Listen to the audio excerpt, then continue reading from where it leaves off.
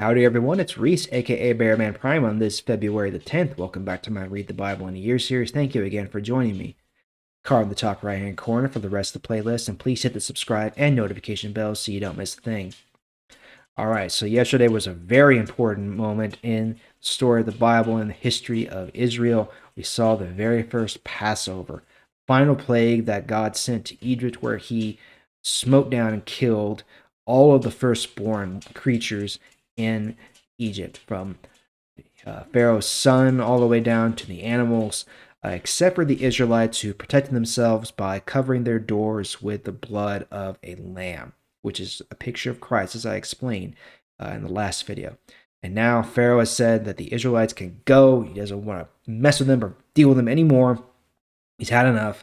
And so they're packing up and loading up. They've taken with them the wealth of Egypt. Their neighbors are just trying to get them out of there, get them out of their hair as fast as they can. They're giving them all these clothes and jewelry and precious metals. So this is fulfilling God's promise that they would not only leave Egypt, but they would leave Egypt with its wealth as well. They would leave very wealthy.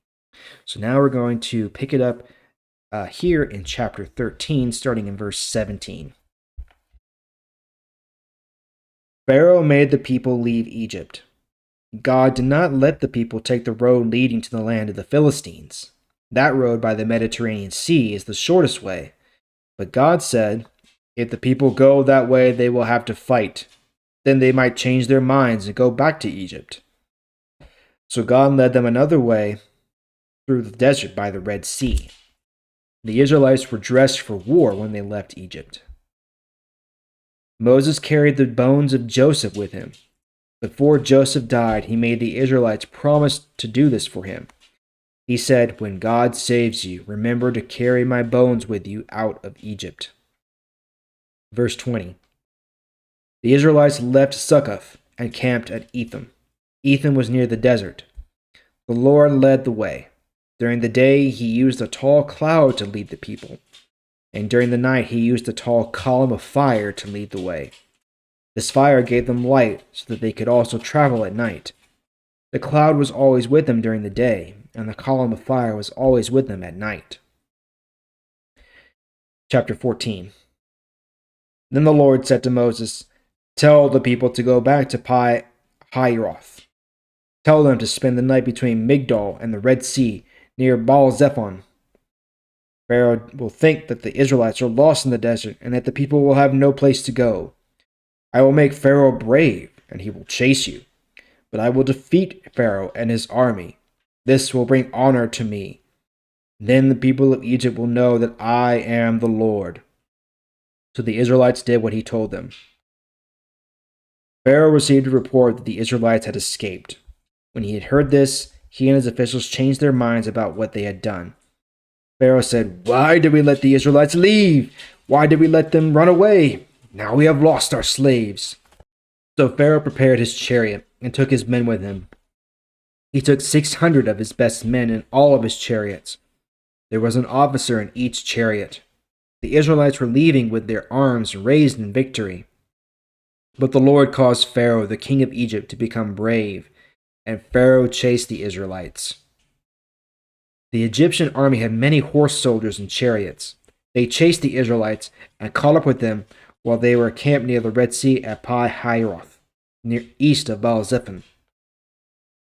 When the Israelites saw Pharaoh and his army coming toward them, they were very frightened and cried to the Lord for help. They said to Moses, why did you bring us out of Egypt? Did you bring us out here in the desert to die? We could have died peacefully in Egypt. There were plenty of graves in Egypt. We told you this would happen. In Egypt, we said, please don't bother us. Let us stay and serve the Egyptians. It would have been better for us to stay and be slaves than to come out here and die in the desert. Verse 13. But Moses answered, don't be afraid. Don't run away. Stand where you are and watch the Lord save you today. You will never see these Egyptians again. You will not have to do anything but stay calm. The Lord will do the fighting for you. Then the Lord said to Moses, why are you still crying to me? Tell the Israelites to start moving. Raise the walking stick in your hand over the Red Sea, and the sea will split. Then the people can go across on dry land. I have made the Egyptians brave, so they will chase you. But I will show you that I am more powerful than Pharaoh and all of his horses and chariots. Then Egypt will know that I am the Lord. They will honor me when I defeat Pharaoh and his horse soldiers and chariots. Verse 19. Then the angel of the Lord moved to the back of the people. The angel was usually in front of the people, leading them. So the tall cloud moved from in front of the people and went to the back of the people. In this way, the cloud stood between the Egyptians and the Israelites. There was light for the Israelites, but there was darkness for the Egyptians. So the Egyptians did not come any closer to the Israelites that night. Moses raised his hand over the Red Sea, and the Lord caused a strong wind to blow from the east. The wind blew all night long. The sea split, and the winds made the ground dry. The Israelites went through the sea on dry land. The water was like a wall on their right and on their left. And all of Pharaoh's chariots and horse soldiers followed them into the sea. Early that morning, the Lord looked down from the tall cloud and called a fire at the Egyptian army. Then he made them panic. The wheels of the chariots became stuck. It was very hard to control the chariots.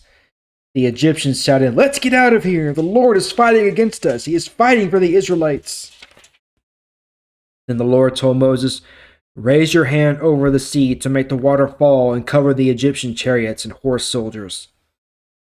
So just before daylight, Moses raised his hand over the sea, and the water rushed back to its proper level. The Egyptians were running as fast as they could from the water, but the Lord swept them away with the sea. The water returned to its normal level and covered the chariots and horse soldiers. Pharaoh's army had been chasing the Israelites, but that army was destroyed. None of them survived. But the Israelites crossed the sea on dry land. The water was like a wall on their right and on their left. So that day the Lord saved the Israelites from the Egyptians. Later, the Israelites saw the dead bodies of the Egyptians on the shore of the Red Sea. The Israelites saw the great power of the Lord when he defeated the Egyptians. So the people feared and respected the Lord, and they began to trust the Lord and his servant Moses. All right. So here we have it. Here is where God has fulfilled his promise to save people out of slavery, and he has shown them his great power. He's parted the seas. He made the way. He makes a way for all of us every day, no matter what we're going through. He made the way for his people, and he has fulfilled his promise. He keeps all of his promises. It's a great thing. Great story. So now we see that the nation of Israel is turning to the Lord. If only that they would have stayed that way. But that's for another time. We'll pick it up there tomorrow. Thank you again for joining me. Sure do appreciate it. See y'all tomorrow. Bye.